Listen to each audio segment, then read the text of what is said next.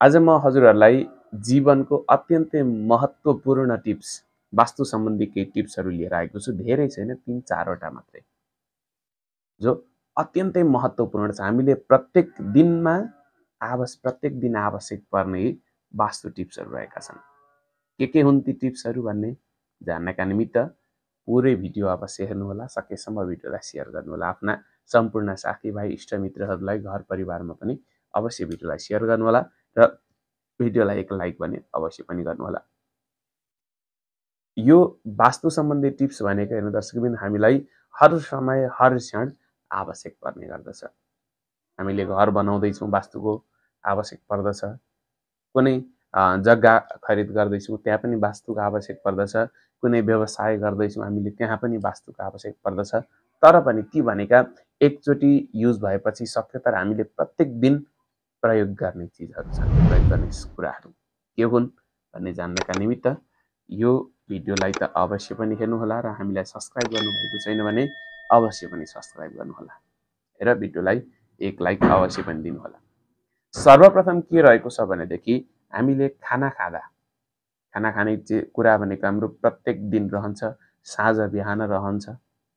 खाना खाँदाखेरि हामीले पूर्व, पश्चिम या त उत्तर दिशा फर्केर भोजन गर्नुपर्छ, खाना खानुपर्दछ, प्रसाद ग्रहण गर्नुपर्दछ। अब के हुन्छ त, कतापट्टि फर्केर खाँदाखेरि, पूर्व फर्केर खाँदा के हुन्छ, पश्चिम फर्केर खाँदा के हुन्छ, दक्षिण फर्केर खाँदा के हुन्छ, उत्तर फर्केर खाँदा के हुन्छ भन्ने विषयमा म हजुरलाई त्यो पनि जानकारी दिन गइरहेको छु। यदि पूर्व फर्केर हजुर खानुहुन्छ भने हजुरका शरीरमा भएका अनेक रोगहरू निको हुँदै जाने शास्त्रीय मान्यता रहेको छ। आयु वृद्धि हुने योग रहेको छ, यो शास्त्रीय मान्यता रहेको छ। घरमा लक्ष्मी माताको कृपा पनि बढ्ने शास्त्रीय मान्यता हजुरमा रहेको छ। त्यसैगरी पश्चिम फर्केर खाने, यदि कोही काम गर्ने व्यक्ति हुनुहुन्छ भने पनि हजुरले पश्चिम फर्केर खानुहोस्। किनभने हजुरको कार्य, जुन काम गर्ने, जस प्रकारले जागिर गर्ने, व्यवसाय गर्ने व्यक्तिहरू हुनुहुन्छ भने हजुरको कार्य सफलता रहन्छ, पूर्ण भइरहन्छ पश्चिम फर्केर खाँदा।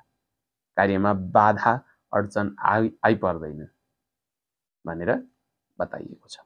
त्यसैगरी अब उत्तर फर्केर यदि खानुहुन्छ भने भनिएको छ उत्तर फर्केर खाँदा धनको प्राप्ति हुन्छ।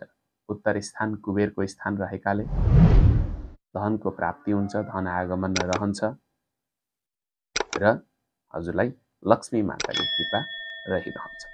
र यदि दक्षिण फर्केर खानुहुन्छ भने, दक्षिण भनेको भनिएको छ पितृहरूको स्थान दक्षिणतर्फ, यानि कि दक्षिण हामीले श्राद्ध आदि गर्दाखेरि पनि हामी दक्षिण फर्केर श्राद्ध गर्छौँ हैन।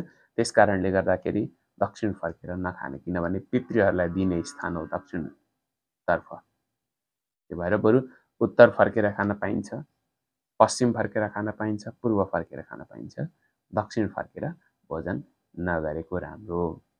त्यसैगरी हाम्रो घरमा रहेका धनका बाकस, दराजहरू कि त त्यसलाई पूर्वपट्टि फर्काउने कि त त्यसलाई उत्तरपट्टि फर्काएर राख्ने।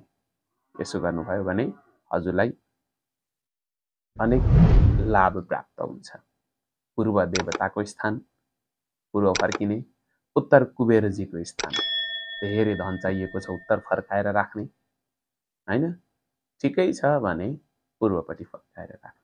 देवताको कृपा चाहिएको छ भने हजुरले पूर्वपट्टि फर्काएर राख्ने। यो दुईटा भयो। अब अर्को रहेको छ हामी राति सुत्दाखेरि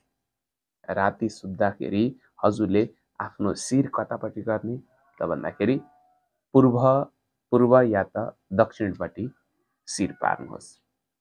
यो अत्यन्तै शुभ रहन्छ। पूर्वपट्टि भनेको देवताको स्थान हैन। पूर्व सिरानी पार्दाखेरि सुख प्राप्ति हुने, विद्या प्राप्ति हुने बताइएको छ। अनि दक्षिण सिरानी गर्दाखेरि धन प्राप्ति हुने बताइएको छ। हैन। अनि त्यसै गरी पश्चिम सिरानी सकभर घरमा रहँदाखेरि हजुरहरूले पश्चिम सिरानी नगरेको राम्रो, किनभने पश्चिम चिन्ताको स्थान हो र परदेशमा जानुभएको छ भने पश्चिम सिरानी गर्ने अनि उत्तर सिरानी कहिले पनि नगर्ने भनेर बताइएको छ। यो शास्त्रीय मान्यता पनि रहेको छ।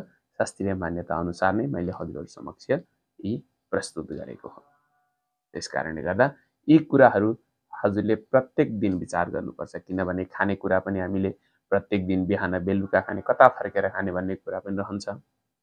सुत्ने स्थान पनि बिहान बेलुका हामीले दिउँसो पनि सुत्ने चलन छ कसैको, हैन।